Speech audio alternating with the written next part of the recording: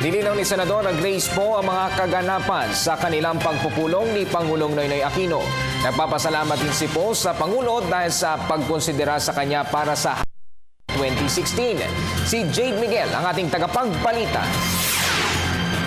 Nilinaw ni Senador Grace Poe na hindi direktang sinabi sa kanya ng Pangulong Aquino na nais siya nitong tumakbo bilang Vice-Presidente ni DILG Secretary Mar Rojas sa susunod na halalan. Ayon kay Poe, ito lamang ang naging kanyang pagtingin sa mga napag-usapan nila ng Pangulo sa mga nakaraan nilang meeting. Sa kabila nito, nagpapasalamat naman ang Senadora dahil sa kabila ng kanyang maikling karanasan sa politika ay kinonsidera pa rin siya ng Pangulo. Ayon kay Poe, ramdam niya na nahihirapan ng Pangulo sa ngayon na magdesisyon at nirerespeto niya ang obligasyon nito sa tao.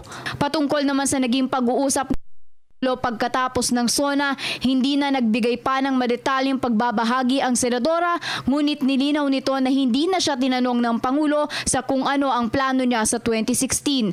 Siniguro naman ni Poe na kahit hindi sila magkasama ng Pangulo sa isang partido, patuloy pa rin niyang susuportahan ang magandang hangarin nito sa bayan. Para sa Telebisyon ng Bayan, Jade Miguel.